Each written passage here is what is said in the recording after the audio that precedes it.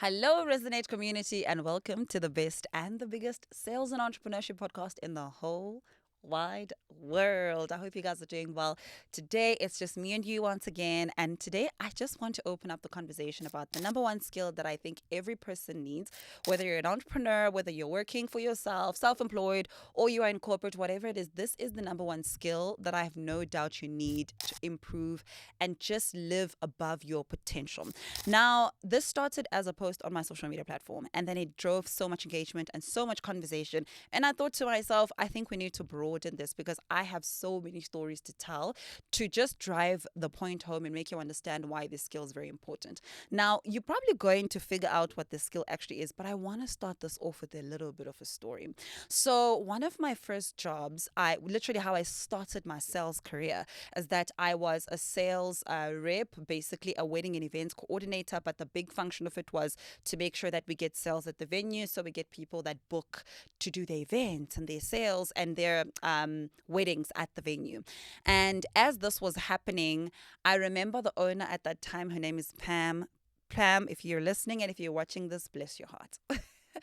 Literally one of my favorite people on the planet. So Pam was the owner of this venue, and I remember at the time she had this passion to teach and she was also just into a lot of like personal development and getting better. She used to go to the gym. Her and her husband at the time used to do the Ironman. Like they were just very fit and like very inspiring people. And I remember she just out of the blue started doing coaching with us, which is the team at the venue. And she started doing a lot of coaching. But here's the challenge.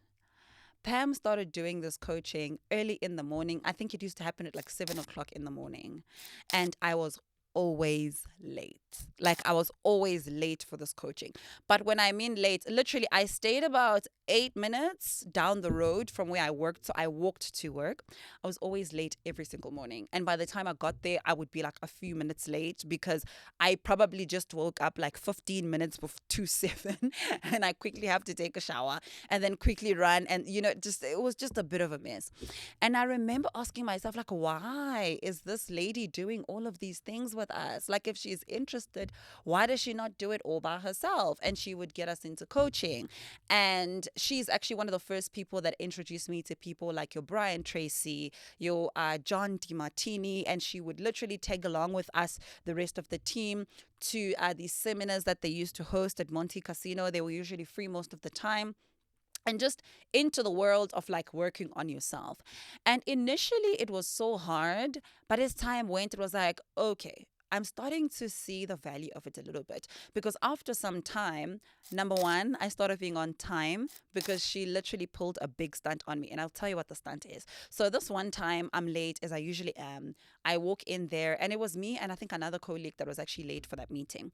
And when we arrived, she was already in there because she was always early, like I said. When we arrived, she left. And she literally said, and the whole, I think, lesson around it was that if we don't respect her time, she's not going to do this with us. And I remember at that time feeling so terrible and feeling so bad and truly seeing the value of working on myself and working and doing the work actually was at the time. So fast forward, she introduces us to these books and she's buying books for me specifically. And I mean, she was doing this for the rest of the team, but I just felt seen and felt very special in terms of like how she was cultivating and working on my relationship with her in this personal development journey. She had me join the gym with her as well. I wasn't consistent with it, but that's a story for another time. Um, as we moved on, that foundation that Pam helped me build is literally the foundation that is at the back of every single thing that I do today. And that is personal development and working on myself. I never got it in the beginning, but what made it sink for me was the results it started showing. So the different results for me at that time was that number one, my sales started boosting a little bit, right? My sales started going up a bit. So in months where I made X amount of money for the company in terms of selling, I started making a little bit more. My confidence in terms of how I spoke to people, how I dressed, how I just looked at myself increased. I had a high level of or a high view of who I really thought I was at the time. And it really, really helped me a lot. From there, I then started my first business again from that confidence. And I'm sharing all of these things to say that working on yourself and literally entering into personal or skill development is one of the biggest skills you will ever need to get anywhere. And I'll tell you why. And now I want us to generalize this conversation. And as we generalize it, I want you to look at it from you and your life and where you are right now versus where you want to be. The first reason I mentioned why this is important is the confidence you will have. There is nothing so powerful as being truly confident, not only in who you are, but in your abilities at the time. There is something about doing the work that makes you confident enough to step in rooms. Sometimes we think that we have imposter syndrome, and it's not imposter syndrome. It's really just that we are underprepared for the rooms that we now have access to. And now, because we know that we're underprepared, we feel like everybody's going to catch on to the fact that we're not as good as they think we are. And part of combating that is just being able to do the work on yourself first and then leading into the other parts of you. When you do the work on yourself, number one, we spoke about confidence. Number two, but there's a realistic raised self-awareness that you have. It's almost like things become so clear to you about who you are and where you are, and essentially that's where that becomes the foundation of your confidence. This self-awareness that I'm talking about is a self-awareness that says, if for instance you're reading a book, or you're listening to this podcast, or you're listening to other podcasts out there that are helping you become a better person, you start introspecting genuinely because you're doing this all by yourself. I think that we clutter ourselves with people, with music, with movies, with so much entertainment as an attempt to run away from actually sitting and doing the work within ourselves. But the reason why sitting and doing the work within ourselves is so hard is because we don't have the blueprint. So when we don't have the blueprint or a bit of a reference on how do I actually start working on myself and truly self-introspecting, we then don't. But when you dive into personal development, you start having that blueprint because you have some form of reference. For instance, if you read Atomic Habits, you have a blueprint of, okay, number one, you start introspecting around what habits do I have that are not serving me and the life that I want to live. You start then cultivating the better habits that you want. But now this cultivation is not, oh, I'm going to be such a better person. It comes from a self-awareness that is caused by the reflection that you've undergone from the information that you already have, which is why I think it is so, so important. And I said this in the video that I shared, is that it's the most underrated success skill and success coding. And by success, I don't mean like a billionaire driving fancy car. It's just you living the life that you love at the point that you are at right now. It doesn't have to be when you arrive, because honestly, I don't think there's ever an arrival. Yes, things do get better all the time, but it's important to kind of learn to be content and be happy in the season that we are in right now. So that's the first point, is like your improved self-awareness. It's so, so important. And that's how you see people getting better and better and better and better. And that's how you even get to a point where I think you even start shedding away a lot of insecurities, because sometimes insecurities are brought from the fact that we know that this is what we struggle with, and then we hope other people don't know that maybe we don't see ourselves as confidently as they think we do, and then that becomes an insecurity that we have. But when you have an improved self-awareness, what essentially you do is that you open yourself up to actually say, I know this is my current issue, and I know that this is where I'm struggling, and this is how I show up at the moment. So should somebody make you feel any kind of way as you're proceeding and as you're moving forward, it doesn't hit you to that core, because it's something that you already know. And you're not potentially hiding that I hope people don't see this part about me, but you accept the fact that this is something that I need to work on. And because of that, I'm going to embrace it, because that is essentially the journey that I'm working in right now. The third thing, so we said first was confidence. The second one was an improved self-awareness, which I really think that they go hand in hand. The third thing is your enhanced resilience and adaptability. Very, very important. A lot of people give up on pursuing their dreams, starting their businesses, or don't have a lot of staying power because they don't have anything to stand on. And if you know me and you follow everything that I do, I always talk about how faith, and the Christian faith for myself personally, becomes one of my biggest anchors, and how I'm able to be resilient and adapt into anything or any season that I move into. And I think that's very, very important, because there's so many things you can learn from the Bible. But when you tune into your spiritual life, you will be led into tuning into the other parts of yourself that you need to get better, because that's part of skills development, right? So when you work on yourself, like we said, you've got an improved self-awareness. And self-awareness says, okay, maybe work on your sales. Okay, maybe work on your speaking. Okay, maybe work on your habits. And when you do that, you now have the resilience to work through those things and actually be very consistent with them. A lot of people that I talk to on my TikTok normally complain about their inability to be consistent. And the big issue is like, I know how to start something, but sometimes I can't follow through, or I'm actually so afraid to start something. And I think that resilience is truly built from having done the work within yourself, but also personally developing yourself constantly. Constantly means that there are times where you are not going to feel like doing it. There are times where it's going to feel so scary, but you need some point of reference and some point of motivation that is ongoing. For instance, like this week, if you don't know already, we are in the process of planning, I think, the biggest event that we've ever planned. Our first, actually, but we want it to be big, which is the Sales and Entrepreneurship Summit for Resonate. And the tickets are out. If you haven't gotten a ticket yet, the link is down below. And in that process, there's a lot of moving parts that have to come together. And I am the founder, right? And literally the lead to all the projects that we have.